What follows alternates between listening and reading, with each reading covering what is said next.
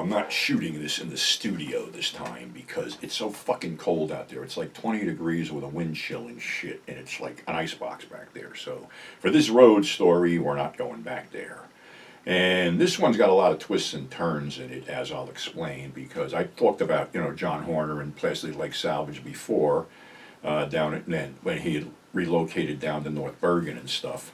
And it was a horrible place to park, but John had connections to Menon, the people that made deodorant and aftershave and things like that. So he had gotten a whole bunch of these busted up gift sets after Christmas. They used to put like, a treat aftershave and a cologne and stuff like that. So he had gotten all this stuff, and I was taking the stuff to the flea market. But while I was down there, he also had liquor. And let's face it, I was no member of the clergy back then, and neither of the people I was dealing with. So he had these sets of liquor, all these different things. They were gift sets. So by then I had a regular route I used to run with regular customers. Everybody wanted stuff. So I could, grab, 10 of these sets for whatever, say they were like $15 a set and sell them for 25. So anyway, that's the segue. Now I'm down there one day looking for some stuff, and John ain't there. Now, about a month prior to this, John had found a cat that somebody had wrapped in barbed wire and thrown in a dumpster. And he saved this cat, nursed it back to health, and the cat was sort of the mascot of the warehouse, called it Salvage. So it was this big gray tomcat. So I go down there, John's not there, a couple of the hanger-oners there, the older guys, but there's this big guy there, he's like mouthing off and cursing John out for some reason, and I didn't know who this guy was. I mean, you got a lot of thugs went down there and things and hoods, but I never seen this guy before.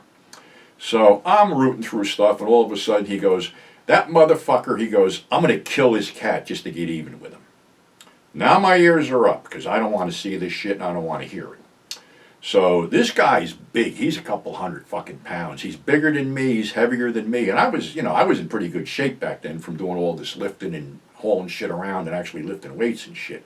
But I'm looking at this guy going, I don't know, man. I don't think I can do anything with this guy if it goes to that. So I basically walked over to the guy and took the cat out of his arms and went across the room and sat there, just petting the cat. And this guy started looking daggers at me. And everybody else there sort of froze up. And I'm like, what the fuck? So finally the guy stormed off, got in his car, and left. Now, I'm still oblivious that I had really done anything fucking wrong, so I put the cat down, get my stuff, and go home.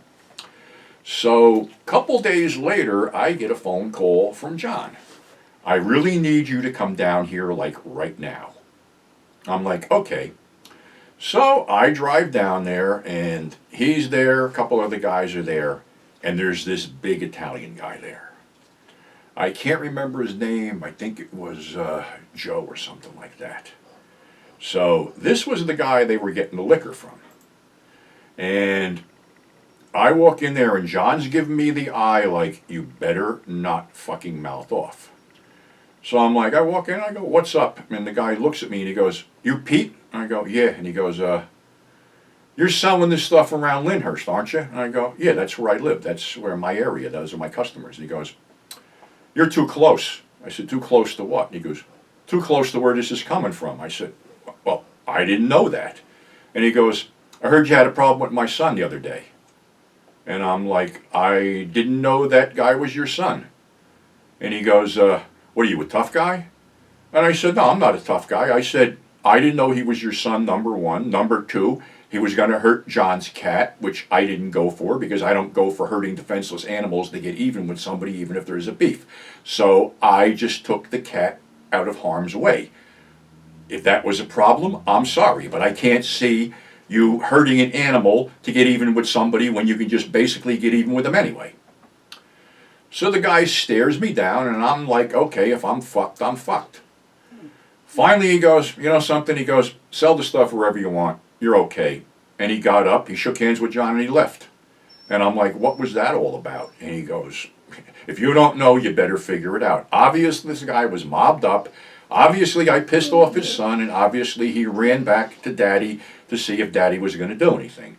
Well, being that I didn't get stupid and did mouth off, nothing happened, and I was allowed to go along with my business. whatever happened with these guys, I don't know. But I think the whole thing with the liquor was, if you watch The Sopranos, that thing with the bust out, where basically somebody who owns a business is in so deep to the mob that they basically give them the keys to the fucking store and let them clean them out and basically sell the stuff at a discount.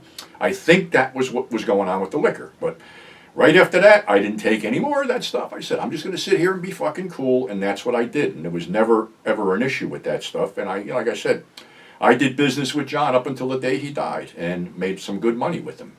So, that's our show for today, but let me do another shameless plug because we're at the end of the week and we are going to blow out. If you go to alternativecinema.com and go to the 42nd Street Pete Collection, you can pick up Orgy of the Dolls and its co-feature Bordello Girls by Ray Dennis Steckler for half price, 50% off. All you got to do is punch in the code ORGY and you will get Orgy of the Dolls 50% off. And for those of you who bought during our Black Friday sale, I thank you very much. It was a huge success. And we're going to do something every couple months as far as the sale thing with my stuff. So until next time, thanks for subscribing, thanks for tuning in, and we will catch you on the flip side.